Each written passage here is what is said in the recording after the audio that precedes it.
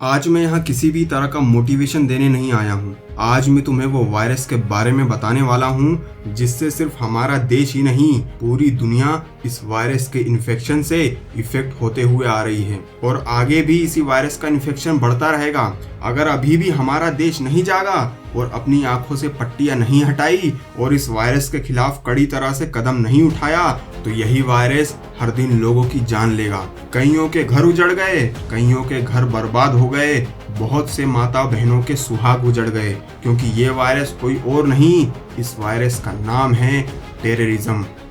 कभी सोचा है कि जिस शहर में तुम हर रोज सांस लेते हो उसी शहर की मिट्टी को एक झटके में खून से लाल कौन कर देता है?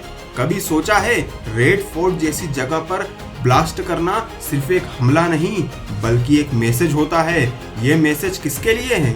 और सबसे बड़ा सवाल ये है, ये लोग पैदा कैसे होते हैं? कौन पालतू बनाता है इन्हें? और सबसे जरूरी बात कि तुम और मैं इस वायरस से कैसे बच सकते हैं। आज मैं वो सीक्रेट तुम्हें बताने वाला हूँ जो किसी न्यूज़ चैनल ने तुम्हें नहीं बताया, जो किसी नेता ने नहीं बोला और जो आम लोग बोलने से डरते हैं। वो राज जो आज तक छुपा के रखा हुआ है, वो टेररिज्म का राज जो आज तक पब्लिक से छुपाया गया है।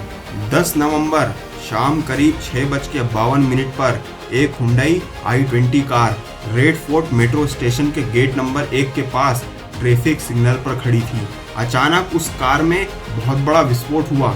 आसपास खड़ी कई गाड़ियां आग की चपेट में आ गई। बहुत से लोग घायल हो गए और तनाव से भरी सड़कें चीख रही थी, पुकार रही थी और सबसे दर्दनाक मंजर ये था, कई मासूमों की जान चली गई। इस धमाके में कम से कम 12 लोग मरे गए दोस्तों और दर्जनों घायल हो गए। गवर्नमेंट एजेंसियों ने तो इसे टेररिज्म अटैक डिक्लेयर कर दिया। कैबिनेट ने इसे एंटी नेशनल फोर्सेस द्वारा किया गया एक तुष्टीकरण हमला बताया।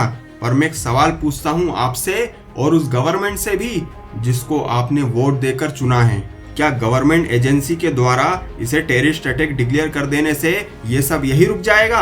NIA, IB, raw, ATS, Delhi special police force, special frontier force, हमारे देश में ये सारी एलाइट हाई प्रोफाइल एजेंसी हैं। और इतनी एजेंसी होने के बावजूद भी अगर आप सड़क पर चलते हुए सेफ नहीं हैं तो फिर कौन सेफ होगा? जब नेशनल कैपिटल ही सेफ नहीं हो पा रही है तो नॉर्मल जगह क्या सेफ होगी? आप तो ये भी नहीं जानते कि सुबह जब आप घर से निकलते हैं तो शाम को आप घर वापस लौटकर आएंगे कि नहीं? क्या इसका जवाब है आपके पास? नहीं होगा, मैं जानता हूँ। और क्या ये टेररिज्म अटैक दिल्ली में सिर्फ पहली बार हो रहा है? तो मैं आपको बता दूं, ये पहली बार नहीं है। 22 दिसंबर 2000 रेड फोर्ट में हमला, टेररिस्ट ऑर्गेनाइजेशन लश्कर ए तैयबा। 29 अक्टूबर 2005 3 धमाके, सरोजनी नगर, पहरगंज, गोविंदपुरा, टेररिस्ट ऑर्गेनाइजेशन लश्कर ए तैयबा। 14 अप्रैल 2006 जामा मस्जिद, पुरानी दिल्ली। पर मेन टेररिस्ट ऑर्गेनाइजेशन क्लियर नहीं हुआ। 13 दिसंबर 2008 Delhi bomb blast, Connaught place, Karol Bagh, Gaffar market, greater Kailash M block, terrorist organisation Indian Mujahideen. 27 सितंबर 2008 दिल्ली बम ब्लास्ट, मेहरौली इलाके के फ्लावर मार्केट में ये बम ब्लास्ट हुआ था। 7 सितंबर 2011 दिल्ली हाई कोर्ट के गेट नंबर 5 के बाहर ब्रीफ केस में बम रखा हुआ था। टेररिस्ट ऑर्गेनाइजेशन हरकत उल जिहाद अल इस्लामी प्लस इंडियन मुजाहिदीन। और जो हाल ही में अभी बम ब्लास्ट हुआ है 10 नवंबर 2025 लाल किला मेट्रो स्टेशन के पास कार में बम धमाका हुआ। दोस्तों, दिल्ली हमारी राजधानी है जहां लोग सपने लेकर आते हैं पर कुछ लोग यहां मौत लेकर आते हैं। रेड फोर्ट के पास हुआ हालिया ब्लास्ट ये सिर्फ एक धमाका नहीं था, ये एक सिग्नल था। वो सिग्नल किसका था? उन लोगों का जो चाहते हैं कि तुम डर में जियो, तुम सदमे में जियो, तुम खौफ में जियो। उन सभी टेररिस्ट ऑर्गेनाइजेशनों का एक ही एजेंडा है, तुम्हारी आजादी, तुम्हारा आत्मविश्वास, तुम्हारा शहर सब जलकर राख हो जाए। लेकिन असली सवाल ये है, क्या इंसान पैदा होते ही आतंकवादी होता है? क्या कोई माँ अपने बच्चे को बम बनाना सिखाती है? क्या किसी का धर्म ये सिखाता है कि सड़क पर खड़े निर्दोषों को मार दो? नहीं दोस्तों, कोई भी धर्म ऐसा गंदा काम नहीं सिखाता। कोई भी धर्म ये नहीं कहता कि किसी को मारो, किसी को काटो या किसी के घर में बम ब्लास्ट करो। पर सवाल ये आता है, फिर आतंकवादी बनता कैसे है, वो कौन सा इंसान है जो इन्हें आतंकवादी बनाता है। और यही छुपा है सबसे बड़ा सस्पेंस जो मैं वीडियो के अंत तक बताऊंगा, क्योंकि इसी जवाब में छुपा है आतंकवाद खत्म करने का रास्ता। आपको मालूम है आतंकवाद का असली चेहरा क्या है? आतंकवाद की सबसे डरावनी बात ये नहीं कि वो मारता है, बल्कि ये है कि वो तुम्हें और तुम्हारी बहन को, तुम्हारे बच्चों को किसी भी दिन किसी भी सड़क पर एक मौत का नंबर बना सकता है।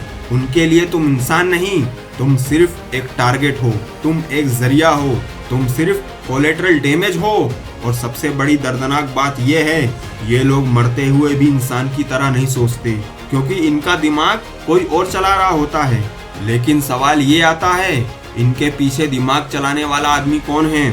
तो मैं आपको बता देता हूँ, इनके पीछे दिमाग चलाने वाला इनका बॉस, वो सरहदों के पार बैठा हुआ इनको कंट्रोल कर रहा होता है। आप सोचते होंगे कि आतंकवाद का असली मकसद है क्या? आतंकवाद का असली मकसद जन्नत नहीं, पावर है। रिलीजन नहीं, कंट्रोल है। लड़ाई जमीन की नहीं दोस्तों, दिमाग की लड़ाई है। आतंक का मकसद सिर्फ एक है, डर फैलाना, दिमाग तोड़ना, समाज को बांटना और उनके टुकड़े टुकड़े करना। क्योंकि जब समाज डरता है तो वो कंट्रोल हो जाता है। तुम यही सोचते होगे आतंकवाद सिर्फ बंदूक उठाने वालों का काम है। इनके पीछे पूरी इंडस्ट्री काम कर रही है। व्हाइट कॉलर वाले लोग, फंडिंग नेटवर्क, ब्रेन वॉश करने वाली मशीनें, कट्टरपंथी उपदेश देने वाले लोग, social media influencer, military training करने वाले लोग। आतंकवाद सिर्फ मोहरा होता है, असल खेल कहीं और खेला जाता है और यही खेल तुम्हें मालूम नहीं चलता और तुम सिर्फ टारगेट बन के रह जाते हो। इनके बड़े बड़े मकसद किसी कमरे में, किसी मीटिंग में, किसी एजेंडे पर यही बात करते हैं कि भारत के लोगों को कैसे मारना है, कि भारत में खौफ और आतंक कैसे फैलाना है। यही मास्टर प्लान ये लोग अपने लोगों को बताते हैं और इसे एग्जीक्यूट करने के लिए ये अपनी जान तो देते ही हैं, बाकी दुनिया की भी जान लेते हैं। इन सब के पीछे कौन है मास्टरमाइंड? कौन डिसाइड करता है कौन जिएगा कौन मरेगा? कौन इनका रिमोट दबाता है? अगर ये बात आपको जानना है तो ये वीडियो एंड तक देखते रहना। अब बात आती है हमें बचना कैसे है इनसे। आतंकवाद से बचाव का पहला हथियार है जागरूकता, अवेयरनेस। दूसरा हथियार है यूनिटी और तीसरा हथियार है ह्यूमैनिटी, जो आज हम में कमी है। और यही कारण है हम जात में, वर्गों में, रिलीजन में, कम्युनिटी में, सब में बटे हुए हैं। और इसी चीज का फायदा उठाता है उनके आका, उनके बॉस, जो यहाँ पे आतंक फैलाते हैं। क्योंकि आतंकवाद किसी धर्म को नहीं मारता, ये इंसान को मारता है। सुरक्षा सिर्फ सरकार की जिम्मेदारी नहीं है, सुरक्षा तुम्हारी भी जिम्मेदारी है। अब सुनो वो काम जिससे तुम इन चीजों से बच सकते हो। अगर राह चलते भी तुम्हें कोई सस्पिशियस चीज दिखे तो उन चीजों को इग्नोर मत करो, उसकी रिपोर्ट डायरेक्ट पुलिस में करो। किसी भी अनयूजुअल बिहेवियर को लाइटली मत लो। तुम्हारे आसपास किस तरह के लोग हैं, किस तरह की बातें हो रही हैं, उन चीज़ों को ध्यान में रखो और इसकी भी रिपोर्ट करो, क्योंकि हो सकता है तुम्हारे आसपास कोई टेररिस्ट हो। सोशल मीडिया पर रेडिकल कंटेंट को ब्लाइंडली फॉलो मत करो। यूथ को ब्रेन वॉश होने से बचाओ दोस्तों। कम्युनिटी यूनिटी बढ़ाओ, नफरत के व्यापारियों के खिलाफ खड़े हो जाओ, क्योंकि जब तक तुम आगे आके खड़े नहीं होगे और तुम लड़ोगे नहीं तो ये हमले होते ही रहेंगे। तुम जानना चाहते हो ना कि आतंकवाद के पीछे असली चेहरा कौन है? तो सुनो मेरी बात ध्यान से। आतंकवाद के पीछे कोई धर्म नहीं, कोई देश नहीं, कोई जाति नहीं।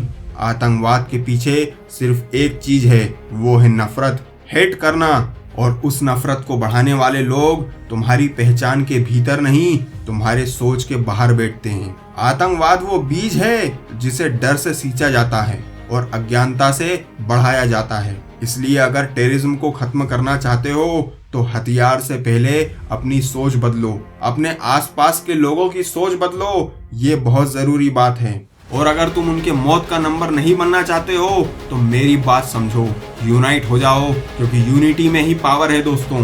क्योंकि आतंकवाद दिमाग में जन्म लेता है और वहीं मरता है। आज शपथ लो कि तुम डरोगे नहीं, तुम झुकोगे नहीं और नफरत फैलाने वालों के सामने खामोश नहीं रहोगे।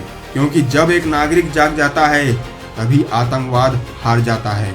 सच्चाई से लड़ने वाला ही असली योद्धा होता है और अगर तुम्हें मेरी ये सारी बातें समझ आ गई हैं तो मैंने जो भी कहा है उसे अपने दिमाग में बिठा लो, अपने दिल में बसा लो, क्योंकि यूनिटी में ही पावर है। और एक बहुत ज़रूरी बात, अगर तुम चाहते हो मैं इस तरह की वीडियो डेली लाता रहूं तो इस वीडियो को बिना लाइक शेयर कमेंट किए मत जाना। अगर आपको मेरी बातें समझ आ गई हों तो चैनल को सब्सक्राइब कर दो ताकि मेरी सभी वीडियो का नोटिफिकेशन आपको आसानी से मिल जाए, जिससे मैं आपकी लाइफ में वैल्यू ऐड कर सकूं और आपकी पूरी लाइफ चेंज हो जाए। और ये वीडियो हर उस इंसान को शेयर करना जो अपने देश से प्यार करता है और अपने देश की फिक्र करता है, क्योंकि नफरत फैलाने वाले बहुत होंगे जिंदगी में, प्यार बांटने वाले बहुत कम बचे हैं। धन्यवाद। जय हिंद। वंदे मातरम।